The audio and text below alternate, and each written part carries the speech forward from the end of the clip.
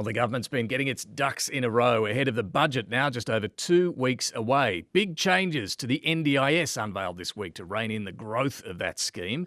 And we're still expecting on budget night changes on property taxes like negative gearing and capital gains tax. But all of this is happening against a deeply uncertain backdrop when it comes to the ongoing war in the Middle East. It's having an enormous impact on the economy, on inflation in particular. But it's very difficult to know where exactly this is going. Donald Trump's extended the ceasefire with Iran, but the two sides are still intercepting and boarding and seizing ships, making threats towards each other. What does this ceasefire really mean? And is there a plan to end this war? We don't know whether peace talks, another round of peace talks, will indeed be held. Well, John Bolton was Donald Trump's national security advisor during his first term in office. He was US ambassador to the United Nations under the previous George W. Bush presidency as well. And he's a well-known defence and security hawk who for years has been raising concerns about the Iranian regime. And he has some thoughts on what needs to happen now to bring this war to a conclusion. I'm David Speers on Ngunnawal Country in Canberra. Welcome to Insiders on Background. Ambassador John Bolton, welcome. Good to talk to you. Glad to be with you. So I'd like to start with your thoughts on where things are at with this war before we get to questions of how this might end and where it leaves the US relationship with countries like Australia and its other allies.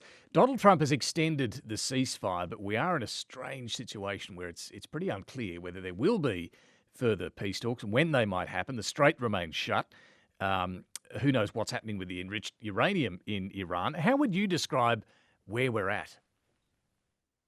Well, it's a good question. I'm not sure Donald Trump knows where he's at because I'm not sure he knows what his objectives were going in. I thought at the beginning there was some chance he was going to seek regime change, but it doesn't seem like he's really willing to carry through with that. I think that's the only long-term answer to the threat that Iran poses is to change the regime and get people in charge, hopefully democratically elected, that don't have the ambitions to have nuclear weapons or support international terrorism that the current regime does.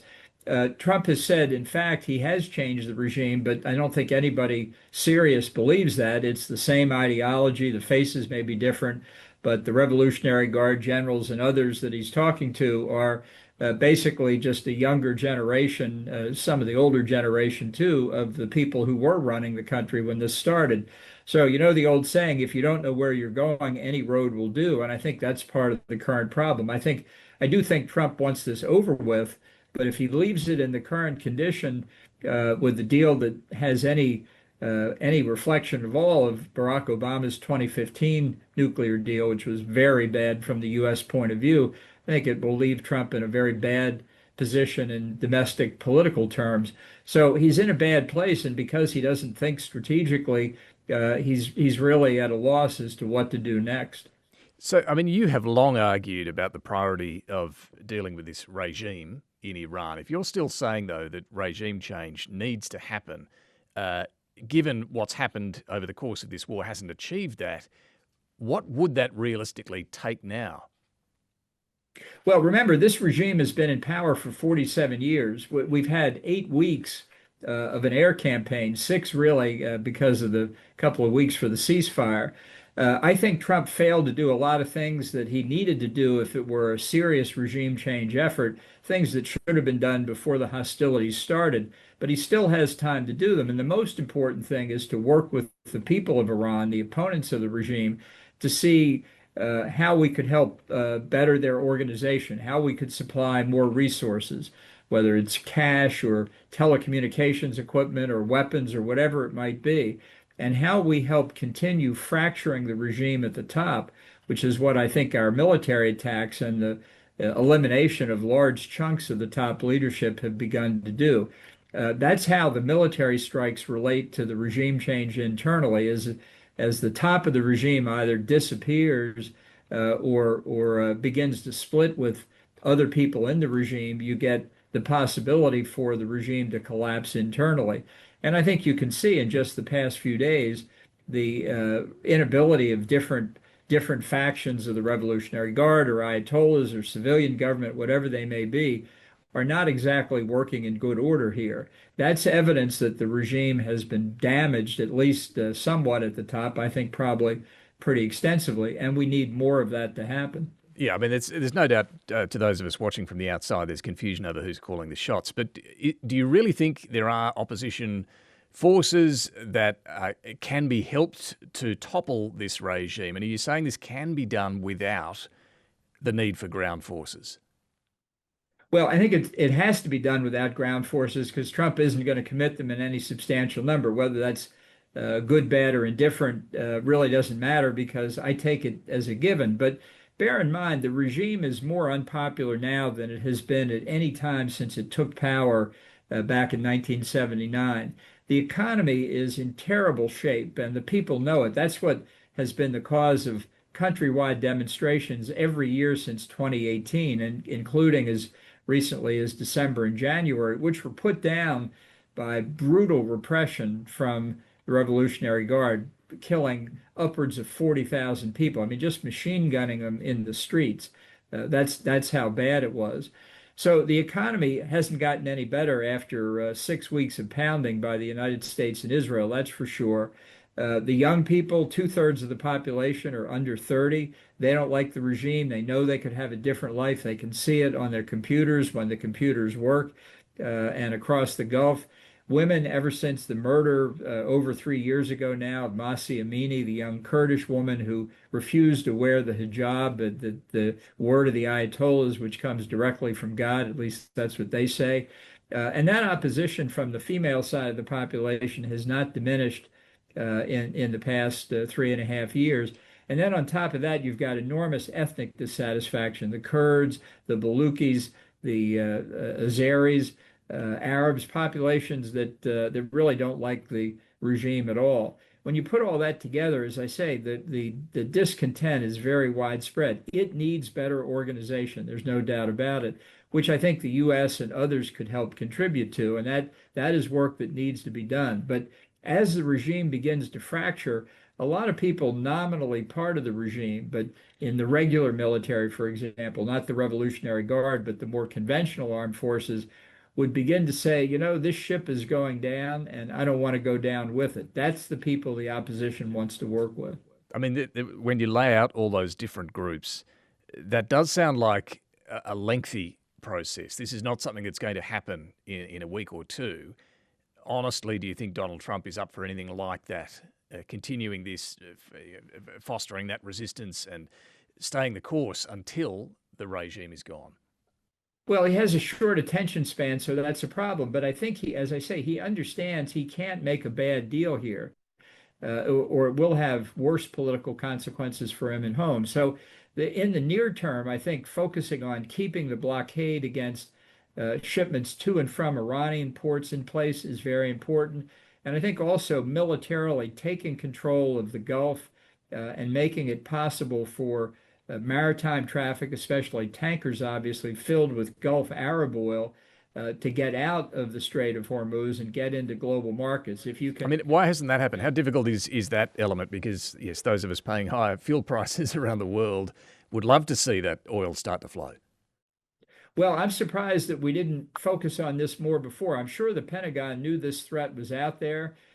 Trump said a few weeks into the campaign he was surprised that Iran was trying to close the Strait of Hormuz.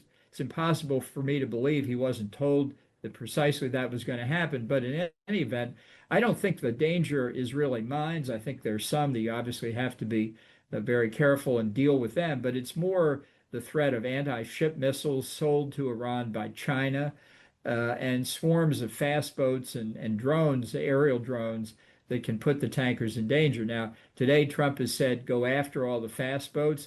I'd like to know why that didn't happen earlier, but better late than never. And likewise, going after drone production capabilities and storage sites, arsenals, to reduce the total number they've got. I mean, one thing that's fantastic about this war is just how many weapons and weapon systems the Revolutionary Guard, the Ayatollahs had put together. The population's economic situation is grave, but the state itself has more weapons than anybody estimated. So it's going to take longer to destroy them, but better that they're destroyed than that the regime survive. Well, just coming back to the question of how long we can expect this to go, if the course you're laying out were to be followed, deal with opening the strait, try and foster real regime change in Iran, what's the likelihood here? How long should this take? Well, Trump says he doesn't have an ending deadline. And I think if Iran were squeezed economically, as I'm suggesting, and the bulk of the rest of Gulf oil production was getting out into global markets, I think oil prices would come down. I think the economic effect would disappear, and it would be the regime in Iran that was suffering the most. I think this is doable. I would have done a lot of things differently before Trump did in opening the attack and convincing the American people of this, briefing our allies, and so on. But it's still not impossible if that's what he's determined to do. I think one of his problems is he doesn't know what he wants. Where does this leave the US right now in terms of its global leadership, its position of strategic strength? A lot's been written about how this has really weakened the US, only helped Russia and China. How do you view that?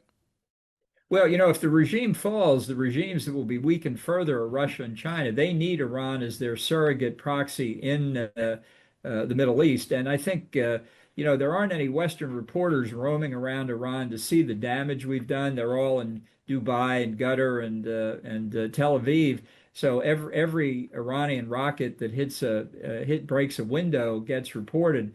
But the ratio of the tonnage of bombs and weapons that have been dropped on Iran far exceeds the tonnage that have landed anywhere outside of Iran.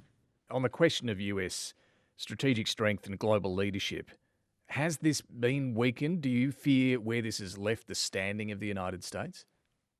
No, I think it's weakened Trump's personal standing because people can see that he didn't have a full plan here, that he's at sea right now exactly what to do. But in terms of the effect of U.S. military force, believe me, in the capitals where it matters, in Moscow and Beijing, they've paid very close attention to it.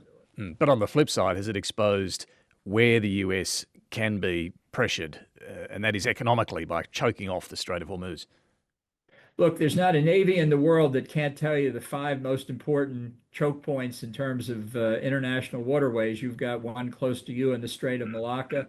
Everybody knows about them, and this was entirely foreseeable. So I think the Pentagon knows how to deal with this. Why they didn't do it earlier, as I've said before, I don't know, but I think they are going to do it now. Just on alliances, you mentioned you think Trump should have done more to consult allies. Instead, we've seen him berate allies, NATO allies, Australia as well, for not helping. Certainly the Australian government makes the point where there was no specific request for help, but we have offered a surveillance plane that's helping defend the UAE. Where do you think, what's going on with US alliances right now? Should we read a lot into what we're hearing from the president, or is this just Trump talk that we should ignore? How do you interpret it?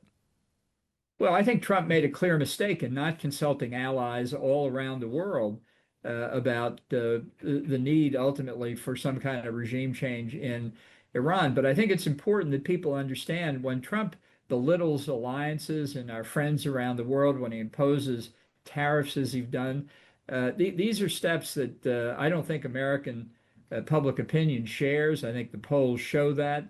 And Trump's doing a lot of damage to our alliances, but hopefully it's damage that will be repaired when he leaves office. We are stronger with allies. Allies are clearly stronger with us. Bear in mind, the Soviet Union wanted to break the NATO alliance during the Cold War. And one of the reasons they lost the Cold War, among many, is they failed to do that. So looking at it today, we should not be doing Russia or China's work for them. That's for sure. I mean, you mentioned polls. We're seeing it here in Australia, and this won't surprise you that while the government's holding the line about we've got to stick with this alliance, it's so fundamental to our national security, the people are getting worried about it under Trump. I mean, does that concern you? Sure, but remember, Trump's got less than 3 years to go. How much time is there after he leaves office? Infinity. Do you worry about the next 3 years, though? If we've already seen in such a short time this sort of activity, what more can we expect for the remainder of this term? Well, I think things could change after the November elections. If Republicans lose control of the House and the Senate, which is entirely possible, But the main thing is to keep in mind what the fundamental underlying commonality of interest is, let's say between Australia and the United States, and look at Trump as a temporary phenomenon. All right. Well, John Bolton, a voice of reassurance on that front. We really appreciate you joining us. Thanks so much. Well, thanks again for having me. Well, we will see where things are at by Sunday morning. We'll have more on this as well as the big political developments of the week, including those changes on the NDIS. The opposition leader, Angus Taylor, will be our guest Sunday morning for Insiders on ABC TV. You're making us all feel very excited about being here.